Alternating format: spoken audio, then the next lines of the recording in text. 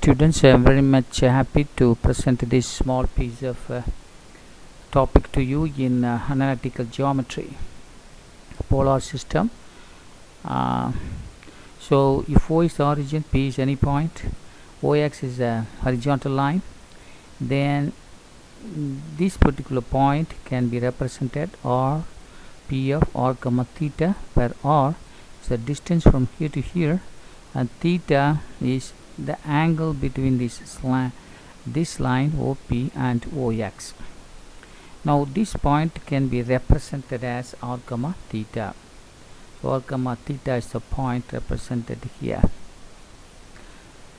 This type of representing a point using R comma theta is called polar system. Polar system, we say. The next one is about Cartesian system. So this is what we say Cartesian system. OX is a one line, OY is another line. They are perpendicular to one another. Then any point in this particular plane we can take as P of x comma y, where x is the distance of the point on the x-axis, y is the distance of the point on the y-axis. So P of x comma y gives you some point on this Cartesian system of coordinates. Now, what is the relationship between the polar and Cartesian system? Okay, right. Now OX and OY are two perpendicular lines. P is at any point x comma y. Also we take as P of r comma theta. Now from the triangle OPA,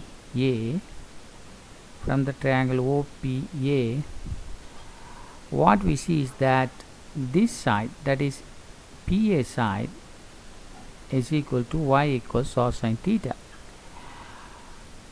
Y is equal to r sin theta. And the opposite to that, this is x-axis. Therefore adjacent side by hypotenuse, x by r is equal to r cos theta. Therefore y equals r cos theta.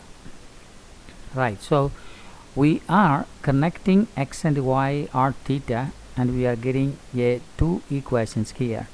This is called the relationship between the polar and Cartesian coordinates. So x would be equal to r cos theta, y equals r sin theta. How can we get x? This distance you are measuring, then this angle you are taking, then taking cos of the theta multiplied by r, then you will get x. Similarly y equals, you take this theta, for that you are taking sine, and then multiply by r. What is r? R is the distance from here to here, and r multiply what you get, that is y. So two beautiful equations connecting the polar coordinates and the Cartesian coordinates. Now what is another important equations here is that if you square the two equations and add, square and add, what you will get? X square plus y square is equal to r square, because r square is common. Cos square theta plus sin square theta equals 1. You will get this equation.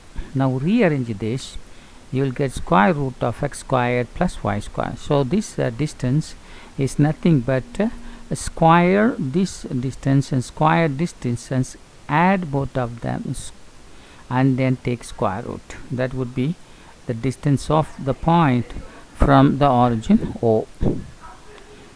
Now what about tan theta? So tan theta is from this particular triangle OPA, tan theta is equal to opposite side by adjacent side, that is y by x. Tan theta is equal to y by x, which equals theta would be equal to tan inverse y by x. So y by x, this distance you are dividing by this distance and take the tan inverse of that. That would be the angle between this horizontal line and this inclined line. So this is theta. So we can, if we know x and y, we can get r, and also we can get theta. Or if you know r and theta, we can get what is the value of x and y. So these two are very beautiful equations we have. Now coming here, simple problem I am taking that if the point is 5 units on the x-axis, 2 units on the y-axis, then we have to change this particular point, that is a Cartesian system of coordinates, to the polar coordinates. We have to convert the Cartesian coordinates to the polar coordinates. Okay, so we know already that the r would be equal to square root of x square plus y square, and theta equals tan inverse y by x. So that r is equal to square root of x is equal to 5 square, y is equal to 2 square, add of them, take square root 29. So r would be equal to square root of 29, and theta is equal to tan 2 by 5. Tan 2 by 5. You take this, you'll get a theta. Okay, very interesting. Okay, so take for example there I have to take the point, and I will explain you that the ink, what ink, okay, blue ink I will take there. Actually, what is that? This is what, this point is 5 comma 2. 5 comma 2 is a point. This is a point. This is origin, this is x-axis, this is y-axis. Okay, then to change this Cartesian product, we can use this idea. We can get the distance of this. Okay, this will give you the distance, and this is a theta, and that is what we can calculate like this. So this is wonderful. Correct. So this is the way we can get the polar coordinates is given. We can find out Cartesian products, and if Cartesian product is given to us, we can get polar coordinates to us. Okay, that's what we have to understand. Now